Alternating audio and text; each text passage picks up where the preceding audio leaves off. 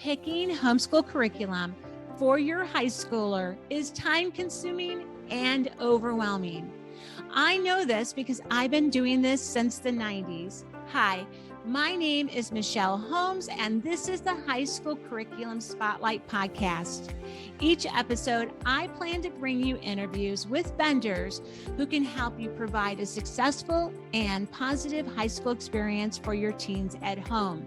So let's see how you can utilize today's vendor in your homeschool journey. Welcome to the podcast. Today, I have the privilege to introduce you to Karim Morato.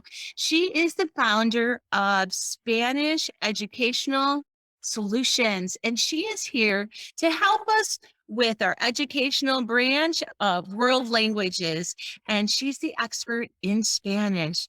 Thank you so much, Michelle. Thank you so much for having me. And thank you for the work that you do for the parents, because I think when we go into homeschooling high school years, that's the moment where we feel, can we do this? Should we quit? Should we look into other options? So thank you for creating this space and resources for us, the parents. And you're a special vendor. You offer this service and you have experience because you're a homeschool parent yourself. And so you're approaching teaching Spanish as a homeschool mom. That's what's exciting to me about your program. So could you talk to us a little bit about what your program is and why did you start it? I started the program because for 16 years, I was teaching in public school and I love it. I was teaching IB students that wanted to learn Spanish at the college level and also the immersion. So I was in my own bubble when I was teaching high school because I remember parents saying, how can you teach juniors and seniors and teenagers? And I would be like, I love them. Because I do think those years are crucial to make sure those teens are being nourished and I'm being encouraged to try new things and to explore interests that they may have. And out of that passion of me teaching students how to speak the Hispanic culture, because I believe that languages are people. We study a language so we can connect with the people to speak the language. So that has been my passion. But then in 2014, I was like, well, I want to teach online and I want to do things. I wanted to try new, I get bored really quickly. And I was like, I have been doing this for 16 years. What's next? And I went to get my master's online. And then I learned how to create curriculum online with the idea of teaching it maybe in college. But then I was like, wait a minute, our homeschool parents need a guidance in foreign language. They don't know what to do, how to navigate the foreign language. They feel in the dark.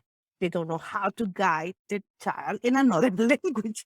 And I decided, I think it would be good for me to help homeschool parents. So in 2014, I switched my focus to helping homeschool families. I was a homeschool mom myself. And I look at this problem as me trying to help my kids with math. I have no idea about math. Math is another language and I needed someone to guide me how to prepare my kids with math skills, especially when they were teens. So that's how I got into that. And that's when I started navigating this journey with parents. With parents, like, what do we do? When do we start? How do we choose a language? What about when, how long every day? How can we speak? Some parents are like, I don't care if they speak. I just want to get the credits done. So I think every family has very particular needs.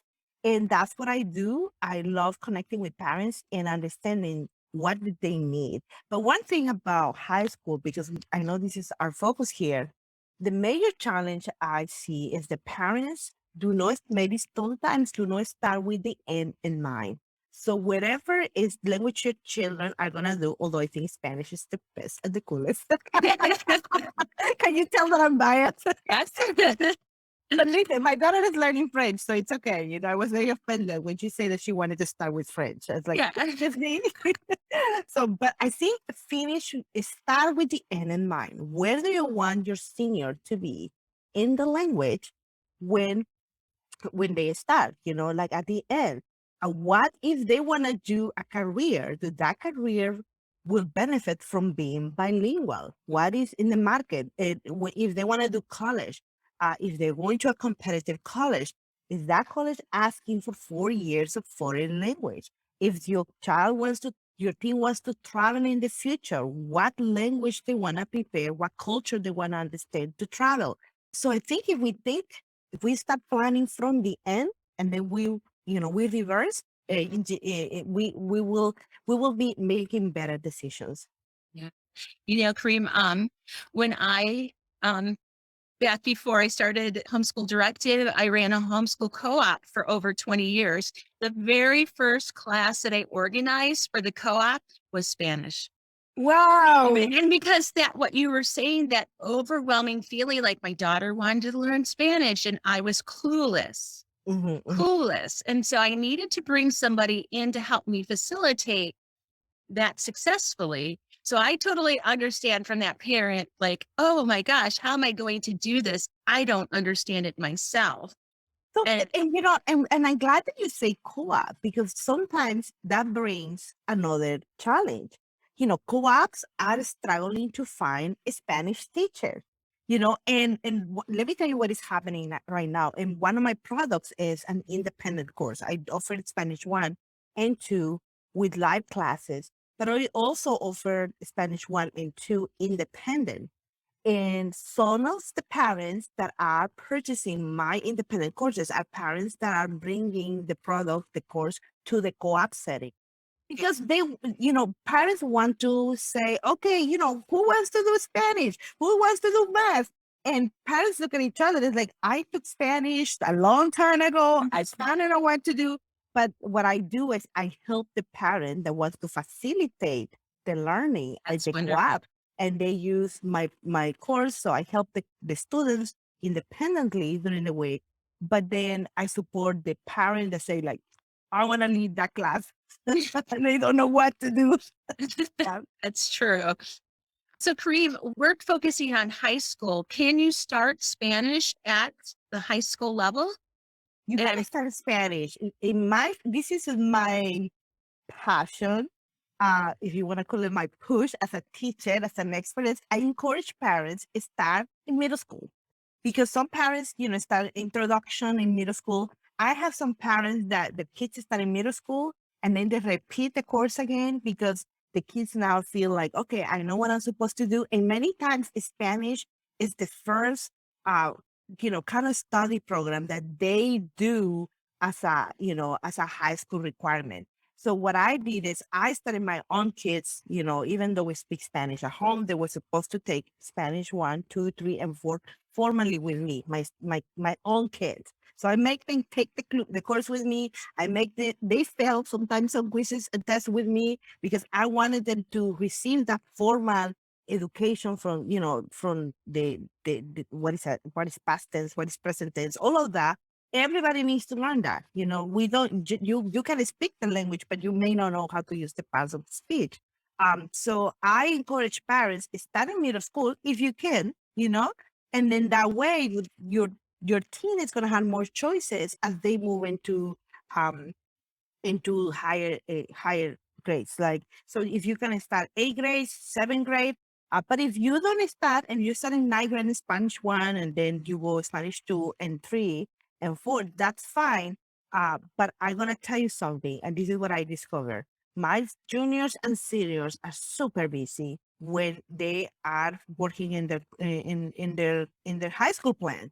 So I noticed that students do better when they start in middle school, so in that way, they have more time to study the foreign language. So when they get to Spanish 3, they are not that busy, and then if they love the language, they say, I may want to go to a community college and take Spanish 101 there and 101 two, 102 or 201 or 203. And, this is good to talk to your teen. Many parents ask me, can, Mhm. can I wait until they are in community college level, or is that a better strategy? I always tell the parent, check if your teen is ready to go to a community college to take Spanish, because when you are there, my sister taught community college.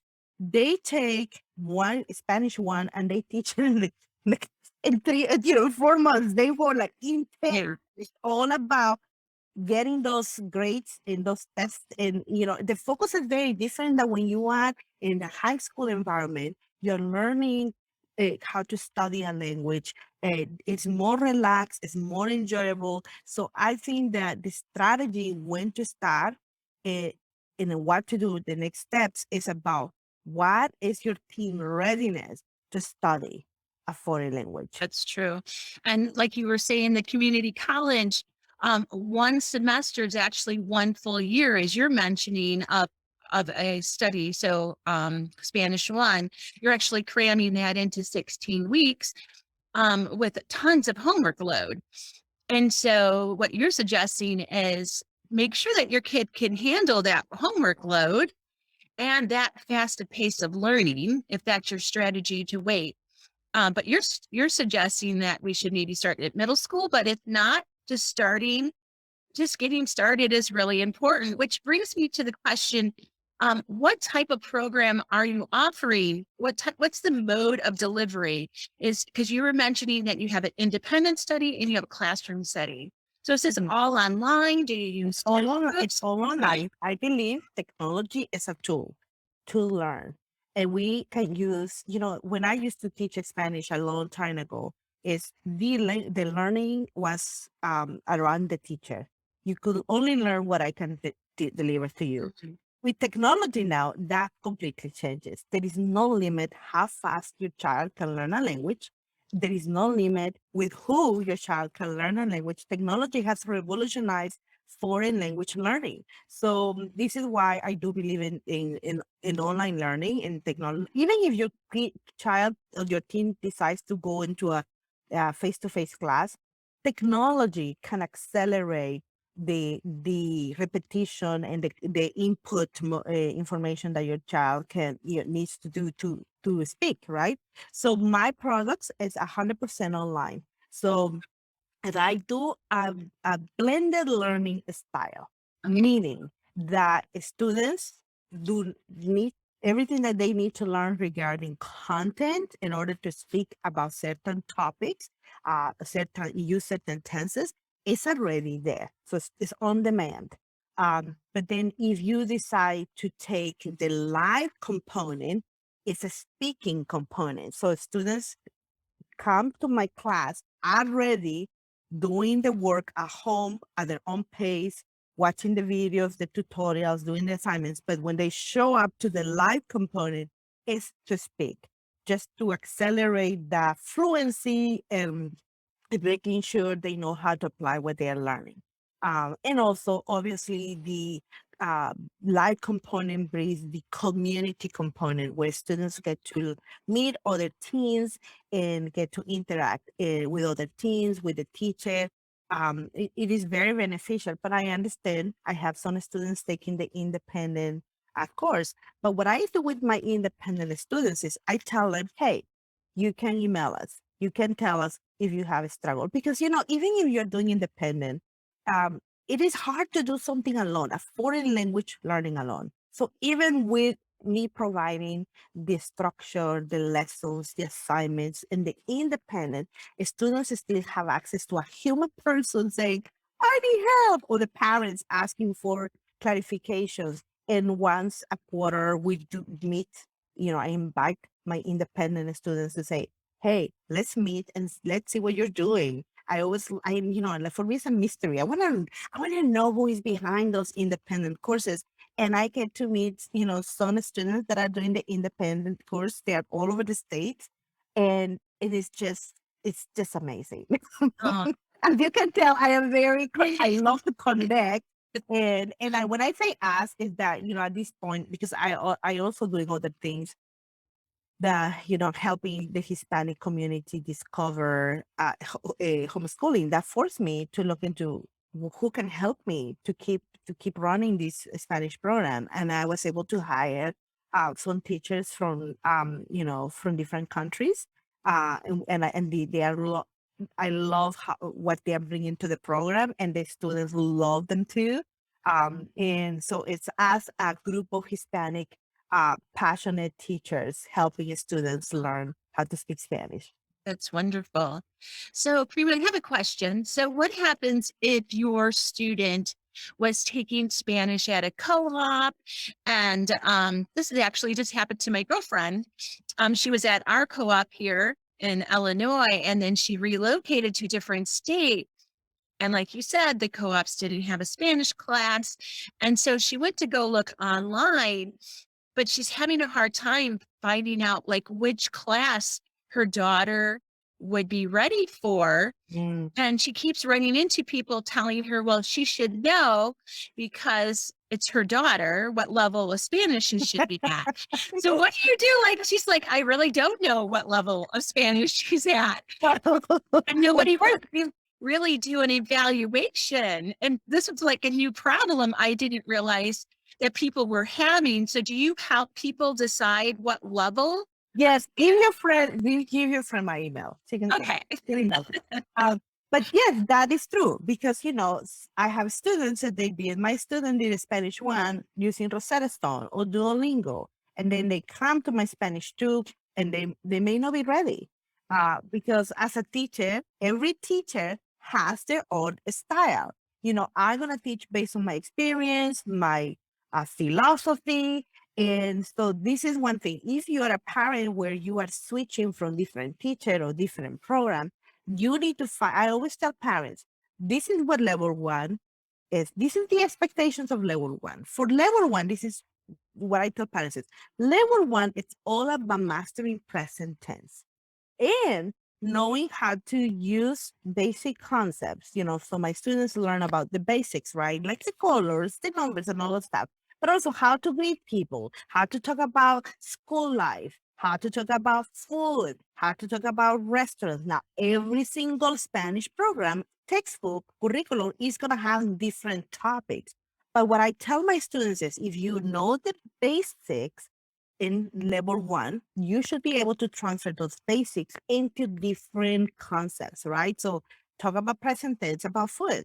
Now let's talk about present tense about your classes. Now let's talk about present tense about going to different places. Now, if your student, I have a checklist that I can give parents to say, if your student does not know this, you can do some remediation during the summer and say, okay, these are the expectations. If I'm moving to level 2, these are the expectations. Usually level 2 for me, first quarter is review of Spanish 1.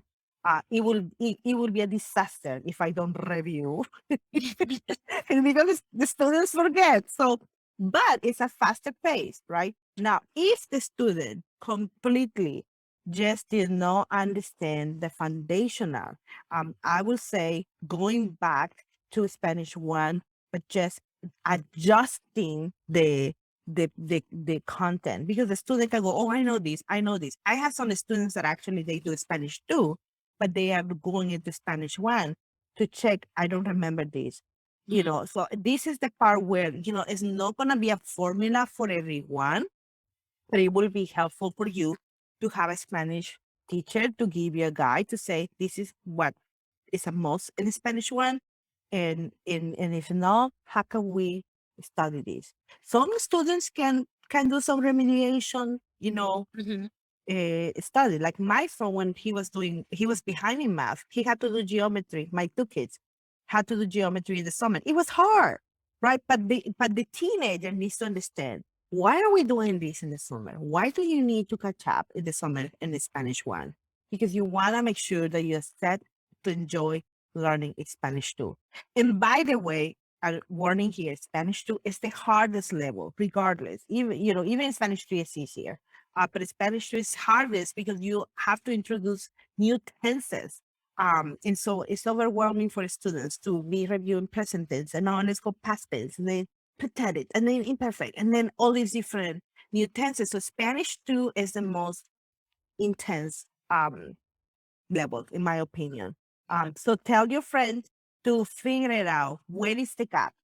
And also, what is the need? I have some students that they are in 11th grade. They cannot afford to repeat Spanish 1, so they have to do some intense remediation, right? And adjust. This is the beauty about homeschooling.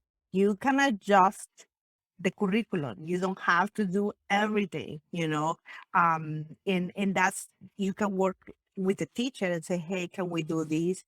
Uh-huh. And, or remove this, so to make sure our daughter or son is ready for level 2. Well, I think what you just said was really impactful. First, that not all curriculum is treated equal. And I think that's really important because I don't think a lot of homeschool parents understand that this is where some of the confusion comes from, especially like you mentioned with math. That you could be in algebra 1 and switch to another curriculum in algebra 2, and your kids have never seen some of the concepts in it. It's the same way with Spanish. And so I think that's really important that what you were saying is that you could have been in an algebra 2, but in your program, it's not like that you're money hungry or anything to put somebody back down to to Spanish 1, but maybe there's content in Spanish 1 that the child hadn't been even exposed to. Mhm. And so, And what I discovered is teenagers need confidence more than content. oh, say that again. Teenagers need confidence more than content. That's There is a need in them to feel safe, to feel secure, to feel confident. And sometimes I see teenagers that they can gain confidence in one day. They can be like, I can do this. And I have seen some teenagers that they gain confidence in 2 years. Mhm. And we don't want, and this is very something that I'm very careful, especially now. Before, I don't think there was so much emphasis in mental health. And now, not tell me how we're talking now about mental health for the Spanish, but I'm going to tell you this. There is a connection. Our students are learning different now. It's not, we're not living the same times that we used to live when we were in our school. These kids, they see life very different, some of them. And I have to be making sure that Spanish does not become a trauma for them. To be speaking in a foreign language when, okay, wait a minute, their brain is telling them you're 14 and they're speaking like they're babies. So there is something emotional about learning something new that you have no control because you have no clue. So as a teacher, I have learned to respect that from students, teenagers, that they are mentally in a place, emotionally in a place, and a stage in their lives where they need to be understood. Yes, they need to be pushed. I always tell my students, pressure is good. If you never feel the pressure, you're not going to develop a strength. However, I have seen some students where the pressure breaks them because it's too much pressure. And I don't know what is, and this is a challenge, right? When you are online, uh, I don't know what is happening in the other end. And this is why homeschooling, um, it's never changed. Even if you have a teacher involved in the process, even if you have a good curriculum, the process never ends where there is a connection between the teen, the family, the parent that is there, and the expert that is there. There is always a triangle connection. You always need, like when you are in, especially in high school years, the parent needs to be involved in a different way, right? The teenager needs to own their studies because they are we're raising them to be independent learners and to do things in their own at a certain point. But also we need experts, right? And there's this connection that, we need to make sure the flow is there. Even if you're using an independent course, as students, I have students that they are using my independent course and then they meet me and they feel like they know me because there is a connection. Learning is an emotional connection too. And I have been through these situations with my own kids. I have seen it with other students, where if the parent is said like, this is the plan, but when you're planning, you have to make sure your team is planning with you, because at the end of the day, the one that is going to be doing the work is the team. And this is, and this is something that I just, I don't want to say that just recently learned, but it's like, it's when I talk about my product to the parent get all excited. Oh, this is great. And I'm like, make sure you tell your team agrees with you. Because at the end of the day, the process is gonna involve it's gonna be more with the team. So I don't know why we ended up talking about this, but we were talking about adjustments, right? parents, we need to see what are our teens struggling, what are our teens loving. Some parents, they are like, we just want to finish Spanish 3 and get it done because they know their teen tells them, that's it, I don't want this anymore. Right. But I have some teams, I have some stories where the teens are just like, I'm gonna be a doctor and I'm gonna be bilingual. I wanna work on real estate and I wanna speak Spanish. I see teenagers that are really planning where they're gonna travel when they have the money and and I have families planning mission trips and I think learning a language, because it's not just about the language, it's also about the culture. It could be very impactful for the teenager. So with your program, since you were talking about parent involvement, what what is the level of parent involvement? What you were saying that my role is to make sure that my student wants to learn Spanish because it's important that the child has a buy-in, right? Like you were saying, your daughter wanted to start with French. And so don't be pushing Spanish on a kid who wants to learn French. No, but she now Even if you think it's important, they do. Yeah, Right? but and sometimes the teenagers will say, no, I don't want to do Spanish. And I think that if that's the attitude, our job is to say, all right, let's talk about why not. Let's talk about why you should. And I have seen students changing their mindset and their attitude to, okay, I see now why I need to do it. Because sometimes you need to explain to the students, like I remember how I talked about the end. They said, okay, so make sure you don't bring, if you're not planning to go to college, let's not worry about foreign language. But if you're planning to go to college, what kind of college, what kind of career? I think that those conversations should be done not only in Spanish, right? But in other. Those are very important Yes. conversations. And believe me, teenagers, that's easy to convince, but they need to know why. Why should I? This is true. Yeah. So as a parent, am I responsible to print out homework for them? Like, what am I supposed to do other than pay for the class and make sure they have time in their schedule to take the class? Like, what else am I supposed to do?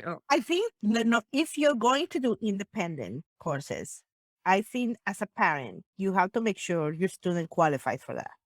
And you need to see, is my child ready for independent studies? And if it's not, you're going to have to invest more, because there is a difference between telling a teen to do something and to training the teen to do it. What is your definition of being ready for independent study? Like what in your Being mind? ready means either the teen has shown that can handle work in their own, then they get up and they do the thing and they say, it's Spanish time. They log into the platform, they do what they need to do, and they take and the parent needs to be involved. Say, hey, what are you doing? What are you working? I think this is the role. Now, if the teen is not ready and you want to use this course to teach them independent skills, because this is one thing, just because they are not ready doesn't mean that we don't need to teach it. It's like, independent That's a good point. we have to face them one day, no matter what, So, and for some kids, the independence will kick until they are in senior. Some parents are ready to quit, send them to somewhere because they feel like they don't listen or whatever. So I learned to my kids that there were one girl. She told me, this is the course, pay for it, I'm ready. She was independent 100%. She did it everything in there. Now I have other one where literally I have to sit with him. I have to figure it out and I have to help him organize and adjust. He needed more from me. Now it was important for us to do it, but we realized you can't do independent. We tried and we could not. We could not do it. And because the way he learned is he needed that access to the expert directly, Right. and he needed the instructions and He needed immediate feedback. yes, and he needed that to come from somebody else, not from mom. And not so Right. I would say something, and the mom say, "I still feel the same." Yeah, but he listened to me more because that's how it is, right? I think this is one of the things where if you're not sure, like at middle schoolers, I noticed that for middle schoolers, Some parents are doing independent, and they are using the independent course to establish the study habits with the child. Mm-hmm. So you can take an independent course and say, but recognize this is an independent course, and my child is 12 or 13. They are learning how to be independent, so I'm going to be involved in the process. The beauty is they don't need to do the teaching. I do the teaching because there are videos there, me teaching the child. They don't need to come up with assignments because the assignments are there. The guidance is there. Everything is there. The guidance, they don't need to worry about what we're going to do today. Everything is already set there. So I think that you and I know, Michelle, it boils down into what does my team needs? True. That is so true. So if we were to take your live component, is that at a certain day and at a certain time? Yes. This coming year, my live courses, Spanish 1, 2, and 3, are gonna be on Monday. So you can stop by my website and see what it's gonna be Okay. like. So everything's posted on your website, what time classes are, and the kids are expected to show up every week, or is this like Once a week, once once a a week week? is take. So they're expected to do what all the kids do, right? Go into the course, do the independent work. They know what to do every week with the steps. And for the light component, they need to be ready to participate and to speak because that's all I do. If they come up and they say, we don't want to talk, there is no class because I tell them, I already know Spanish. You want to speak Spanish. I am not going to speak to myself. So students that take the light component, they come ready to participate and to speak, and we're going to break our rules, and they speak, and they build community with their classmates. For Is the this over Zoom? Because you mentioned break. so Okay. yeah, that's over Zoom. And then for the independent students, they can start anytime. They have access to the course for a year, and they get to interact with me via email if they have questions. And they also get to do quarterly meetups with me where I give workshops to just talk to them, teach them how to put the language together. Because that for me is at the end of the day, you can't isolate tenses, you cannot no isolate vocabulary. You want that connection to come together. And that's what I'm passionate about, to make sure that independent or live classes, students know how to put the language together Yeah. so they can speak. That's wonderful. That's really nice to have that connection on the independent study, to have access to you, kind of like um a homework hotline, like I'm having problems and can you answer this question? That's a really great resource right there. Well, we are coming to the end of the podcast, but I wanted to talk a little bit about um, if if my child was to go through your third or fourth level, would they be ready to take the Spanish CLEP test? When we do Spanish 3, I always tell my students, tell the goal. What is the goal here? Most of them, they are not going to take a test, because if you're going to take a test, you need to prepare for the test. And that's, I learned that with the SAT. I learned that with all these different tests that are the standards, if you're going to take the CLEP. So I feel like the student is going to take the regular coursework, and we need to add the CLEP component to that study program. Because some of my students, they understand the concepts, they know how to speak about topics. And by the way, for me, level 1 is the parrot stage. You see my parrot in the back? Parrot. So they talk Spanish 1. Spanish 2 is descriptive stage. They describe things. They have repeated enough so they can describe. And in Spanish 3 and up, it's explaining a stage. So they have enough vocabulary. They know how to describe. Now, let me give you some abstract ideas so you can explain things. And that's where all these advanced tenses come handy. But when it comes to the test, I think it takes a different mindset to prepare. Like, how does an SAT Spanish test looks like, right? And we do what an AP. By the way, I will fail the AP Spanish test. I'm not a good Spanish test taker. I am not.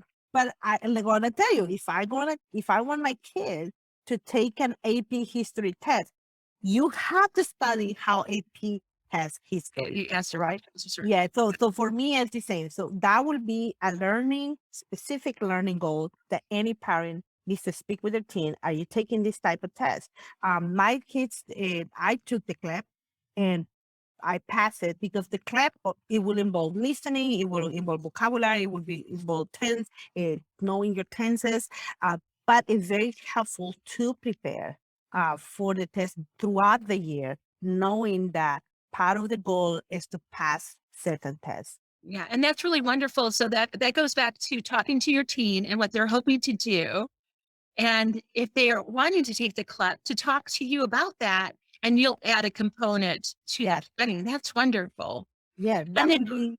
and then also for my kids, when they went over to the community college to start taking Spanish there, they just met with the advisor, and the advisor kind of did an impromptu, Q&A with them. And she ended up placing them into the level I thought that they were supposed to be at. And so that's another way to kind of bypass that, Spanish 101 at the college level, especially if your kids have taken 3 levels of Spanish. And one of the things that some of my students have done, they have got, some students have gone to UVA, in those universities where they are required to take a Spanish exam. And they tell me they did great. They were placed no on one-on-one. Some students decide, no, I want to do this again. But this is what they say. Okay, for you to know how teenagers think. I want an easy A. So they take again the Spanish, and they sometimes email me, Senora, I got it. So That's wonderful. I love that you're approaching Spanish as a homeschool mom, and that all my questions you could answer because you've lived them yourself. And so that's wonderful. Well, how can people find out about your program? well, stop by my website, Homeschool Spanish Curriculum, and I will share with you the link. And there is a contact form that if they have any questions, feel free to fill that contact form, and I will get the question or email me. And they also can follow me on Instagram at Spanish Educational Solutions, or they can also find me on Facebook. I have a page. Karim, could you repeat your website for us, please? Yes, my website is homeschoolspanishcurriculum.com. Feel free to explore the options there. And also, if you want to email me, feel free to complete the contact form. I would be happy to read your email. That's wonderful. Well, thank you so much for coming onto the podcast and really answering the questions that a homeschool parent would want to know. I do appreciate it. Thank you so much. No, thank you for creating this space. Thank you for joining me today. If today's vendor has a product or service that you think would support your homeschool journey, you can check out their links in the show notes below, or you can learn more about today's vendor and other resources in our Facebook community, which you can find at facebook.com/groups/high school curriculum spotlight. Also, if there is a specific vendor that you would like me to interview, I would love for you to DM me on any of my socials. You can find me at Homeschool Directive on both Facebook and Instagram. And one last thing, if you have a friend who is also homeschooling a teen and you think they would benefit from today's podcast, would you please share it with them? Because, we could all use a little help here to make our homeschooling journey stronger. Again, thank you for joining me today. Until next time, goodbye.